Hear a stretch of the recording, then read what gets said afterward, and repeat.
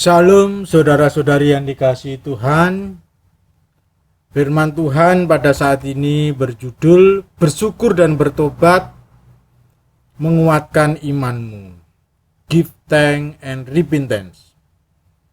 Strengthen your faith. Diambil dari Esra 7 sampai pasal yang ke-10. Jadi Esra pasal 7 sampai pasal 10. Saudara yang dikasihi Tuhan, pesan daripada firman Tuhan di Esra 7 sampai 10 berbicara tentang bersyukur dan bertobat. Dan itu menghasilkan kekuatan iman, ketaatan kepada Tuhan yang semakin hari semakin meningkat. Mari kita menyelidikannya lebih dalam supaya kita mengerti kedalaman daripada sabda Tuhan ini. Bersyukur dan bertobat adalah dua tindakan tanda pertumbuhan iman kita yang benar. Jadi di dalam iman kita kepada Tuhan dibutuhkan tindakan-tindakan selalu bersyukur di dalam pemeliharaan, pengaturan, dan di dalam pimpinan Tuhan. Dan juga bertobat dari segala dosa-dosa dan kesalahan kita. Saudara, pertobatan yang pertama ketika kita percaya Yesus itu adalah pertobatan awal. Dan di dalam kehidupan kita masih terus berbuat dosa. Karena itulah kita terus bertobat, mengaku dosa, mengaku kesalahan. Karena kita cenderung tendensi masih berdosa. Meskipun kita sudah bertobat di awal, sudah diampuni dosa kita. Nah, karena itu mari kita selidiki apa yang firman Tuhan katakan di dalam Esra pasal 7 sampai 10 itu. Apa yang terjadi di dalam bangsa Israel waktu itu dan menjadi pengajaran bagi kita umat Kristen zaman masa kini sepanjang masa. Saudara yang dikasihi Tuhan, yang pertama itu bersyukur atas karya Allah. Give thanks. Pasal 7 dari kitab Esra ini. Kita sering nyanyi bersyukur, bersyukur, bersyukurlah, bersyukur karena kasih setiamu.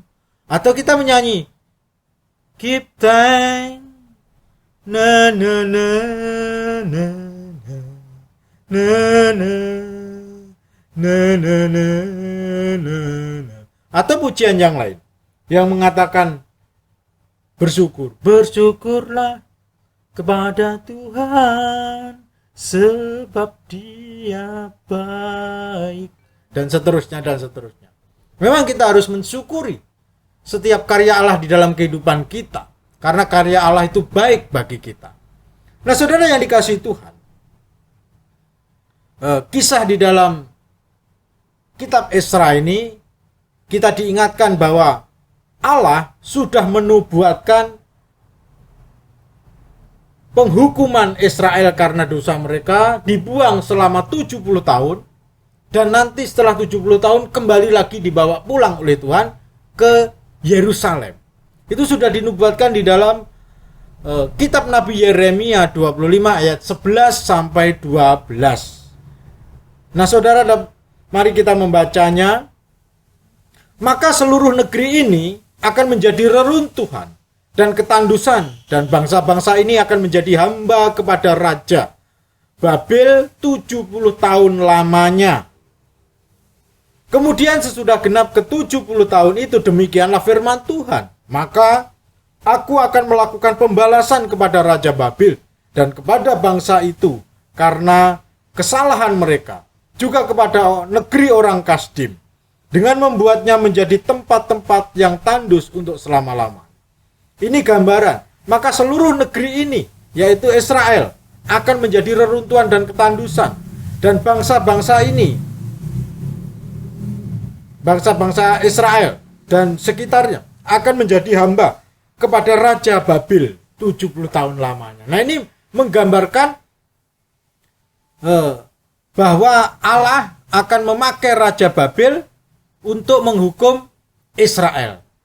Dan saudara dapat mendengar itu di dalam khotbah kitab Esra yang berjudul Allah memakai raja-raja menjadi alatnya. Itu dari Esra pasal 1 sampai pasal 6. Dan ini sekarang pasal 7 sampai pasal 10. Itulah nubuat Tuhan. Dan nubuat Tuhan pasti akan terjadi. Karena Tuhan sendiri yang berjanji, bernubuat, Tuhan sendiri yang akan mengenapi. Dan itu sudah dinubuatkan.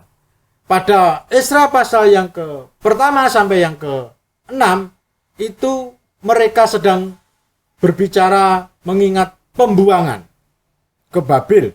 Dan sekarang ini mereka sudah kembali ke Yerusalem setelah 70 tahun dihukum, dibuang oleh Allah ke negeri Babel. Dan Esra mengucap syukur. Inilah pujian Esra. Karena dia boleh pulang ke Yerusalem. Katanya, terpujilah Tuhan Allah nenek moyang kita yang dengan demikian menggerakkan hati raja. Sehingga ia menyemarakkan rumah Tuhan yang ada di Yerusalem dan membuat aku disenangi oleh raja dan penasihat-penasihatnya serta segala pembesar raja yang berkuasa. Di sini pujian syukur daripada Esra karena menggerakkan hati raja Media Persia sehingga dia boleh pulang. Nah, kalau pada pasal 1 sampai 6 dalam kitab Esra, di situ tokohnya adalah Raja Koresi, Raja Darius. Nah, sementara pada pasal 7 sampai 10 tokohnya adalah Raja Persia bernama Artasasta atau Artaxerxes. Nah, saudara yang dikasihi Tuhan, di sini digambarkan melalui ayat ini bahwa Allah menggerakkan hati Raja Media Persia itu sehingga menyemarakkan rumah Tuhan, bait Allah yang di Yerusalem itu.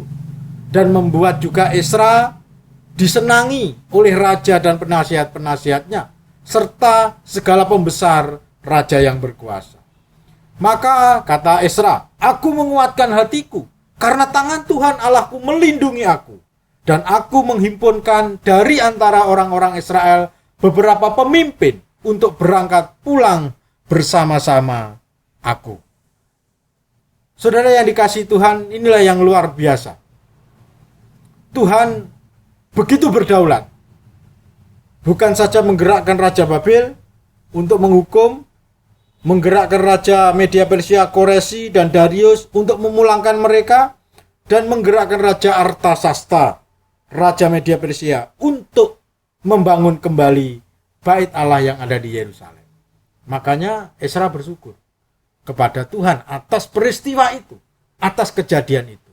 Nah, saudara-saudari yang dikasihi Tuhan, kita memang harus selalu bersyukur karena di balik semua kehidupan kita ada pengaturan Allah, ada karya Allah, ada tangan Allah yang sedang bekerja untuk menolong kita, untuk melindungi kita, untuk memelihara kita. Karena itulah mari kita terus bersyukur kepada Tuhan. Esra mensyukuri itu pada zaman itu.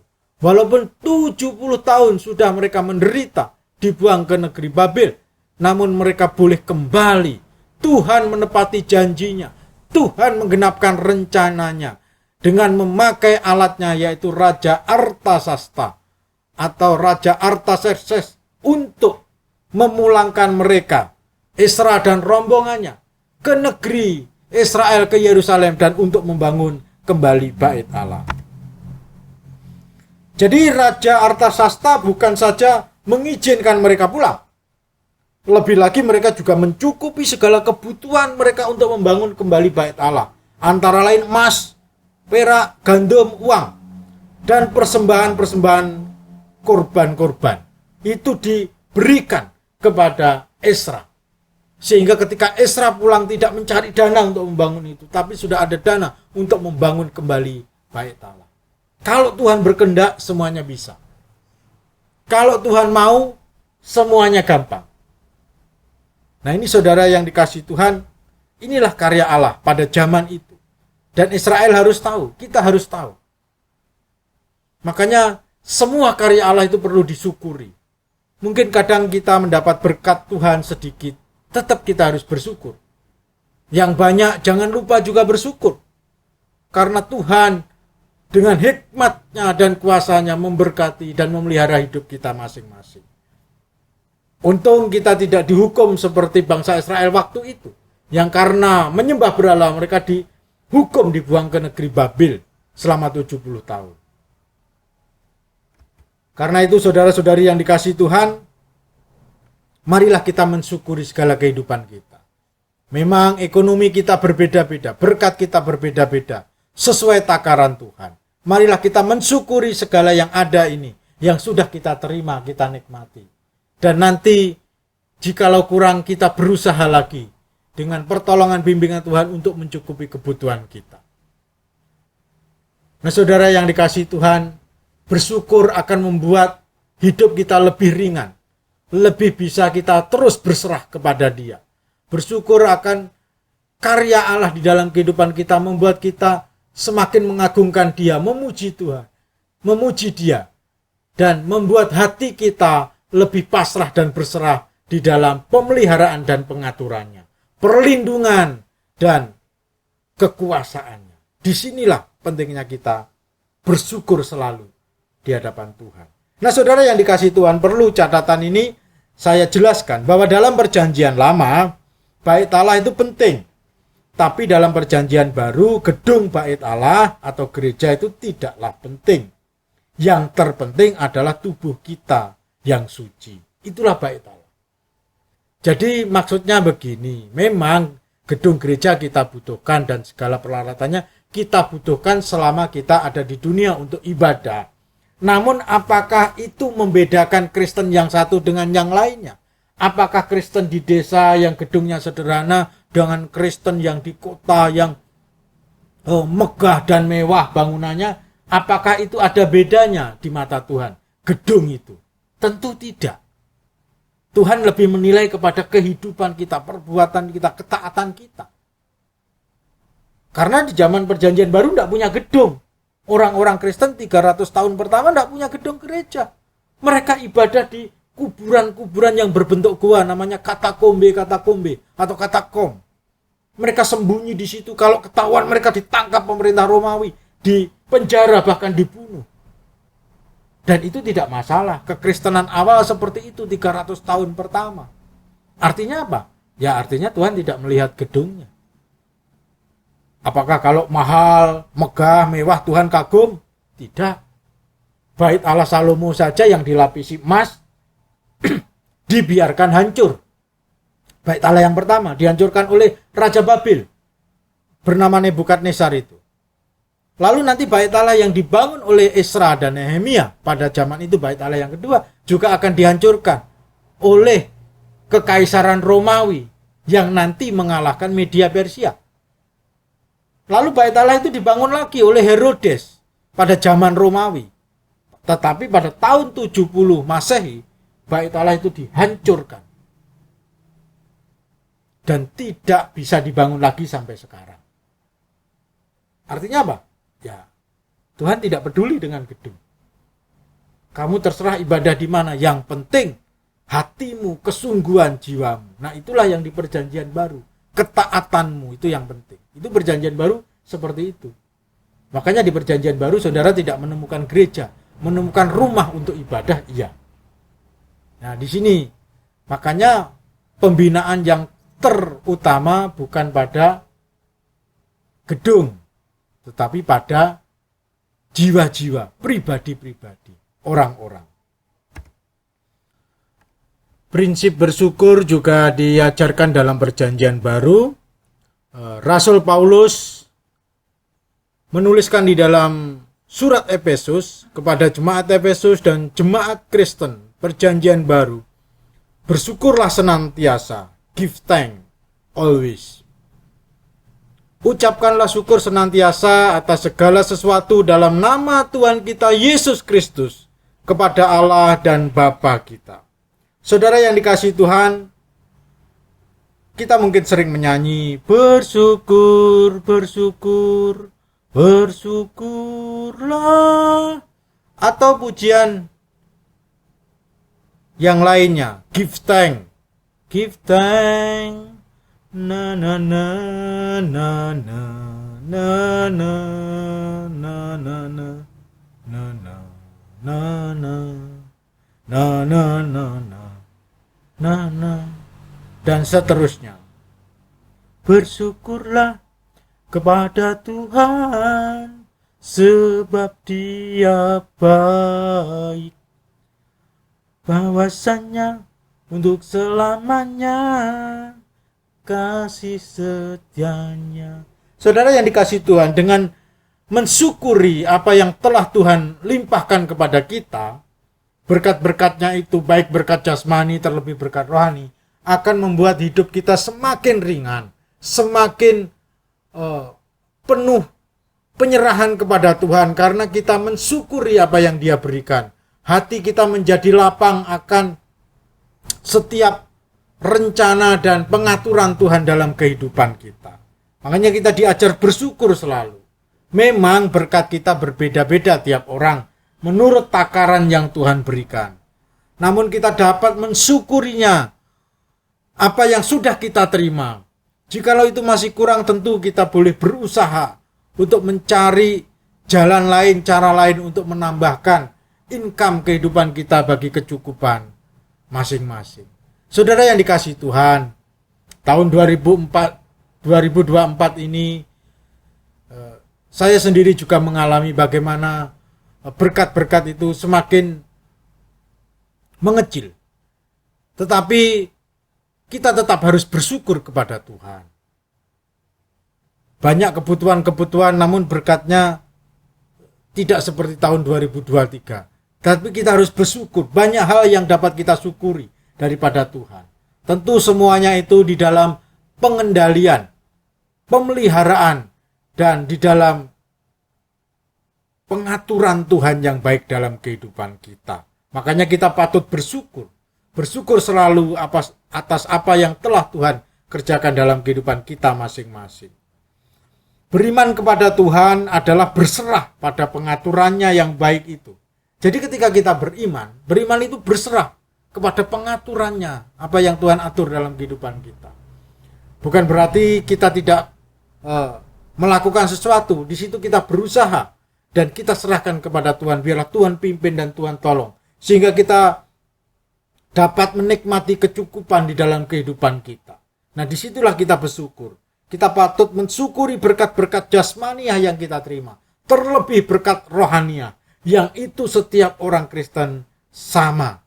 Berkat keselamatan, setiap orang yang sungguh-sungguh percaya kepada Yesus mendapatkan keselamatan porsi yang sama. Walaupun berkat jasmaniah kita berbeda-beda. Makanya kita patut mensyukurinya dalam segala keadaan. Dengan bersyukur, kita dapat terus berserah, bersandar, dan kita bisa berterima kasih puas akan pengaturan dan berkat Tuhan itu. Dan itu membuat iman kita akan semakin maju untuk semakin taat setia kepada Tuhan.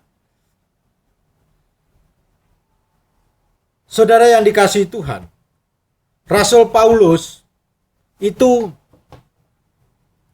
melayani, menginjil dari Asia sampai ke Eropa. Tentu Rasul Paulus berbeda dari Esra, di mana ketika mau membangun bait Allah, Esra dicukupi. Dikasih emas, dikasih perak, dikasih uang, dikasih perlengkapan-perlengkapan yang lain untuk membangun bait Allah dan mengadakan upacara-upacara kurban. Tetapi Paulus tidak demikian. Paulus melayani Tuhan, menginjil dari Antioquia sampai ke Korintus, Tesalonika, bahkan sampai ke Roma. Itu dia tidak disokong oleh dana yang banyak. Gereja-gereja pada waktu itu kecil dan juga belum dewasa, sehingga Rasul Paulus melayani Tuhan dengan luar biasa itu, dengan penuh ucapan syukur, walaupun yang diterima berkat-berkat jasmani tidak terlalu banyak. Malah seringkali dia membuat tenda dan menjual tenda, uangnya untuk biaya penginjilan dia sendiri. tetapi dia mengajar kepada kita untuk terus bersyukur kepada Tuhan. Tentu pelayanan Paulus yang besar itu, banyak menginjil, banyak mendirikan jemaat, gereja, banyak menggembalakan, baik waktu hadir maupun melalui surat-suratnya. Namun, dana yang dia terima sangat sedikit sekali. Tetapi, masalah, tantangan begitu banyak. Walau demikian, Rasul Paulus masih mengajar kita untuk terus bersyukur kepada Tuhan. Karena Paulus tahu, dengan imannya dia mengerti, dia memahami bahwa Allah sedang mengatur, memelihara semuanya itu. Dan yang terpenting bagi Paulus adalah memberitakan Yesus. Dan itu sudah cukup bagi dia. Yesus diberitakan, orang menjadi percaya, didewasakan, digembalakan, dibina, dan itu bagi dia sudah cukup. Makanya dia banyak bersyukur, banyak bersukacita di dalam surat Filipi. Luar biasa saudara-saudari yang dikasihi Tuhan. Tentu kita tidak semenderita Rasul Paulus dalam hidup kita atau pelayanan kita. Karena itulah kita terus wajib bersyukur.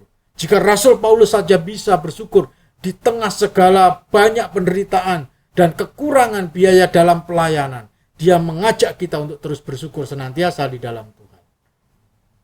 Karena yang diimani Rasul Paulus dengan yang kita imani adalah Tuhan yang sama, yang berdaulat atas seluruh hidup kita, yang sanggup memelihara dan melimpahkan berkat-Nya. Dan berkat kekalnya, keselamatan, hidup kekal sudah dilimpahkan kepada kita. Dan itu menjadi modal terbesar untuk kita mensyukuri kehidupan kita di hadapan Tuhan. Marilah kita bersyukur. Naikkanlah syukur di dalam doa-doa pribadi saudara, di dalam ibadah-ibadah gereja saudara, dalam perenungan-perenungan Alkitab saudara masing-masing. Bersyukurlah kepada Tuhan.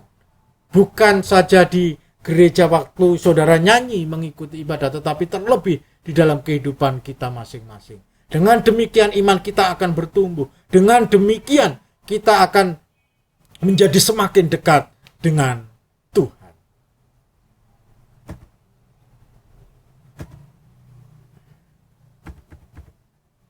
Saudara yang dikasihi Tuhan, yang kedua, Israel berdosa lagi kepada Allah. Israel sins, pasal 9 dan pasal 10 nanti kita akan melihat. Dosa daripada orang Israel pada zaman itu setelah mereka pulang dari pembuangan Babel adalah kawin campur dengan suku bangsa yang bukan Yahudi yang ada di Yerusalem. Jadi mereka menikah kawin campur. Dan itu dosa yang harus ditinggalkan. Ayat 14 dan 15. Masakan kami kembali melanggar perintah-Mu dan kawin mengawin dengan bangsa-bangsa yang keji ini? Tidakkah Engkau akan murka kepada kami sampai kami habis binasa, sehingga tidak ada yang tinggal atau terluput? Lihatlah kami menghadap hadirat-Mu dengan kesalahan kami. Bahwasanya dalam keadaan demikian tidak mungkin orang tahan berdiri di hadapan. Nah saudara yang dikasihi Tuhan, itu yang bangsa Israel lakukan dosa itu, yaitu kawin campur. Setelah dipulangkan dari negeri Babel kembali ke Yerusalem, mereka malah melakukan dosa kawin campur. Namun Esra mengajak mereka bertobat. Esra mengajak mereka untuk menghadap Tuhan dengan penyesalan, dengan mengakui kesalahan, dengan pertobatan yang sungguh-sungguh. Pertobatan Israel ditulis di dalam pasal yang ke-10. Ayat 1, ayat 10 dan 11.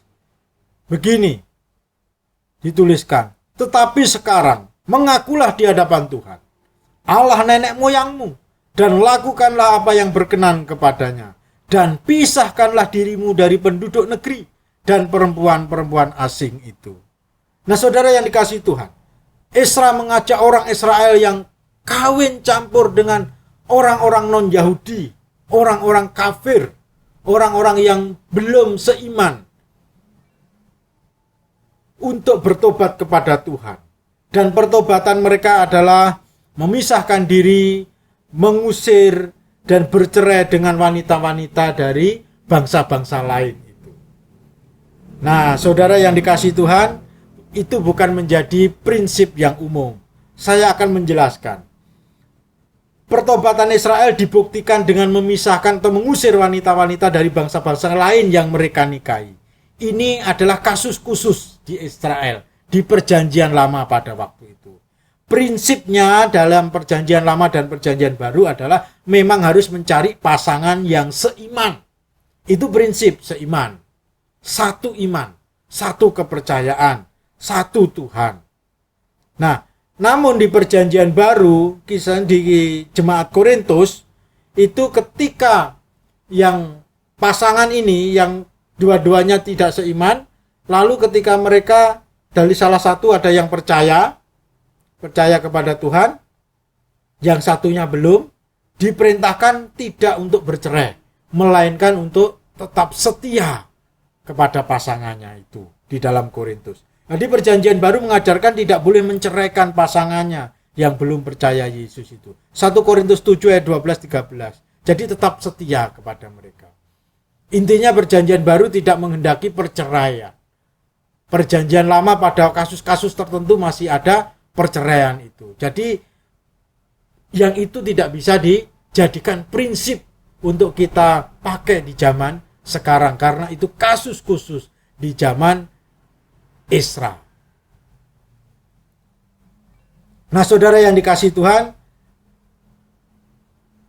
itulah yang Tuhan ajarkan bagi kita, supaya kita mengerti prinsipnya perjanjian lama, perjanjian baru, tetap mencari pasangan yang seiman.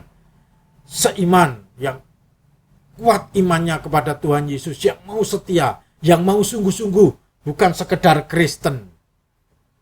Karena banyak orang yang mengaku Kristen tapi tidak sungguh-sungguh beriman berserah kepada Tuhan. Nah, saudara yang dikasihi Tuhan, itulah yang prinsipnya. Dan ketika mungkin pasangan kita terlanjur ada di antara orang-orang Kristen yang terlanjur menikah dengan orang yang tidak seiman, tidak boleh diceraikan. Mereka harus tetap setia kepada pasangannya sampai akhir hidupnya.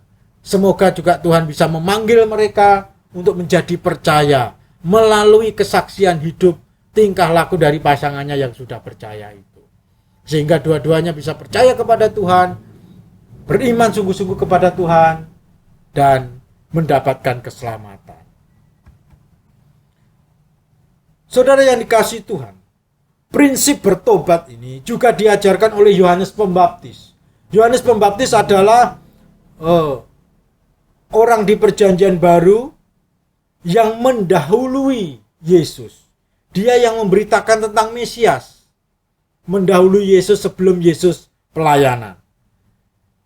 Dalam pelayanannya di dalam Lukas 3, di sana dicatat ayat 9, Yohanes Pembaptis memberitakan, bertobatlah dan berilah dirimu dibaptis dan Allah akan mengampuni dosamu. Dia berkhotbah kepada orang-orang Yahudi pada zaman itu. Di sekitar sungai Yordan, dia mengajarkan bertobatlah dan berilah dirimu dibaptis dan Allah akan mengampuni dosa-dosamu. Nah, saudara yang dikasihi Tuhan, arti bertobat yang dasar itu adalah berbalik. Jadi kita tahu jalan kita sesat, salah, mengarah kepada dosa, lalu kita berbalik ke jalan yang benar, ke jalan yang baik, ke jalan yang sesuai dengan firman Tuhan. Berbalik dari kegelapan dosa kepada terang kebenaran. Nah, ini yang disebut bertobat. Kalau ngakunya bertobat tetapi hidupnya tidak berbalik dan semakin benar, semakin cinta pada kebenaran, semakin melakukan yang benar, itu bukan tobat. Tomat. Sekarang tobat, besoknya kumat. Nah, saudara yang dikasihi Tuhan, bertobat itu artinya berbalik. Yohanes Pembaptis menegaskan bahwa bertobat itu berbuat baik. Orang banyak bertanya kepadanya, "Jika demikian, apakah yang harus kami perbuat?" Jawab Yohanes Pembaptis, "Barang siapa mempunyai 2 helai baju, hendaklah ia membagikannya dengan yang tidak punya. Dan barang siapa mempunyai makanan, hendaklah ia berbuat juga demikian." Jadi, bertobat itu berbuat baik. Memberikan baju, makanan, uang, atau bantuan yang lain kepada yang tidak punya. Jadi bukan pelit, tetapi malah suka memberi, menjadi murah hati. Itu bertobat. Dulu sebelum percaya Yesus, pelit. Setelah percaya Yesus, semakin pelit. Itu bukan bertobat. Jadi bertobat menjadi murah hati. Yesus saja murah hati. Memberikan keselamatan, memberikan kecukupan kepada orang-orang pada zaman itu melalui mujizat-mujizatnya. Di sini dengan prinsip yang sama, Yohanes Pembaptis mengajarkan, hendaklah jikalau yang punya 2 helai baju, berikan kepada yang tidak punya. Dan barang siapa yang punya makanan, berikan juga kepada yang membutuhkan. Bertobat itu berhenti korupsi. Jadi korupsi bukan hanya ada pada zaman sekarang, tapi pada zaman itu juga sudah ada korupsi. Ada datang juga pemungut-pemungut cukai untuk dibaptis dan mereka bertanya kepadanya, "Guru, apakah yang harus kami perbuat?" Jawab Yohanes Pembaptis, "Jangan menagih lebih banyak daripada yang telah ditentukan bagimu." Nah, saudara yang dikasihi Tuhan, zaman dulu orang cenderung korupsi ketika menagih cukai, pajak. Misalnya pajaknya 10.000, dia bisa tarik 11.000, 12.000, 13.000. Yang disetor cuma 10.000, yang sisanya dia ambil sendiri. Sudah dapat gaji, lalu dia korupsi dengan cara yang demikian. Itu tidak boleh. Memarkup kepada orang itu, menekan, memeras kepada orang yang lain, melakukan korupsi, tidak sesuai, mengambil lebih. Nah, ini saudara yang dikasihi Tuhan, kita tidak boleh seperti itu. Murid Yesus yang pemungut cukai adalah Matius, dulu pemungut cukai. Dan ada seorang yang terkenal namanya Sakius, itu pemungut cukai. Ketika Yesus datang ke rumahnya, dia bertobat, mengakui dosanya, dan dia mengembalikan 4 kali lipat kepada setiap orang yang pernah ditariknya lebih daripada pajak yang ditentukan itu. Sakius demikian, luar biasa. Orang yang dekat dengan Yesus, percaya Yesus, pasti mengalami pertobatan, perubahan kepada yang baik. Nah, inilah yang harus kita pahami. Bertobat itu begitu. Kalau tidak berubah-ubah, tidak menjadi baik sesuai teladan Kristus dan sesuai firman Tuhan, itu bukan bertobat. Itu belum sungguh-sungguh. Yang Tuhan kehendaki bertobat itu adalah meninggalkan dosa, hidup dalam kebenaran. Salah satunya korupsi. Mengkorupsi, memeras orang lain, dan lain sebagainya. Menagih lebih daripada yang ditentukan. Jadi mengambil keuntungan untuk diri sendiri, ya itu bahaya. Cenderung kita itu mengutamakan diri sendiri, tidak mengutamakan Tuhan, dan kita tidak mempedulikan orang lain, cenderung seperti itu. Nomor 1 adalah diri sendiri. Nah, ini yang mengerikan di dalam kehidupan kita. Makanya kita harus tinggalkan. Jenis korupsi seperti itu harus kita tinggalkan. Kalau ada orang-orang Kristen yang duduk di pemerintahan lalu korupsi, atau orang yang bekerja korupsi, sangat disayangkan. Bisa saja itu mereka kilap pada waktu itu, atau bisa saja itu belum hilang ketika dia bertobat. Kerakusan seperti itu, ketamakan seperti itu belum dibuang oleh dia. Marilah kita tinggalkan yang tidak baik. Yohanes Pembaptis tegas, jangan menagih lebih banyak daripada yang telah ditentukan. Pendeta korupsi ada enggak? Ada. Pendeta tamak ada enggak? Ada. Pendeta materialistis cinta uang ada enggak? Banyak. Nah, itu harus bertobat sungguh-sungguh. sesuai dengan teladan Kristus, sesuai dengan ajaran Kristus di dalam firman. Bertobat itu ya berhenti memeras. Dan prajurit-prajurit bertanya juga kepadanya, "Dan kami, apakah yang harus kami perbuat?" Jawab Yohanes kepada mereka, "Jangan merampas dan jangan memeras. Cukupkanlah dirimu dengan gajimu." Jadi tidak boleh merampas, tidak boleh memeras. Karena prajurit pada zaman itu mungkin sering merampas, sering memeras. Dengan posisinya sebagai prajurit ditakuti oleh masyarakat. Mudah sekali mereka menakut-nakuti, merampas dan memeras. Diajar untuk mencukupkan diri dengan gajinya. Nah, saudara yang dikasihi Tuhan, Yohanes memberikan 3 di sini. Jangan merampas, jangan memeras.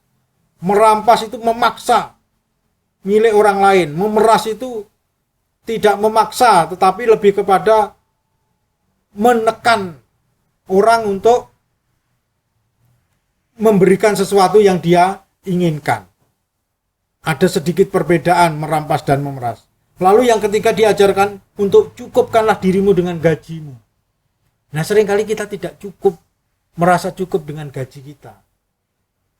Mungkin banyak dari antara kita yang masih gajinya di sekitar UMK, UMR. Ya, kita belajar untuk mencukupkan diri. Janganlah kita merampas milik orang lain, milik perusahaan, kita korupsi, milik organisasi. Janganlah kita memeras seperti yang dilakukan oleh orang-orang yang belum bertobat. Melainkan kita belajar mencukupkan diri dengan gaji. Tentu kita boleh mencari usaha lain yang baik, yang benar, yang halal untuk menambah income kita, tentu boleh. Intinya jangan melakukan perampasan dan pemerasan kepada orang-orang yang membutuhkan pertolongan kita atau kepada pihak-pihak tertentu di dalam kesempatan-kesempatan tertentu. Nah, itu yang tidak boleh. Dan disinilah itulah artinya bertobat. Kalau hidup kita tidak semakin baik, tidak semakin meninggalkan dosa, perlu dipertanyakan pertobatan kita.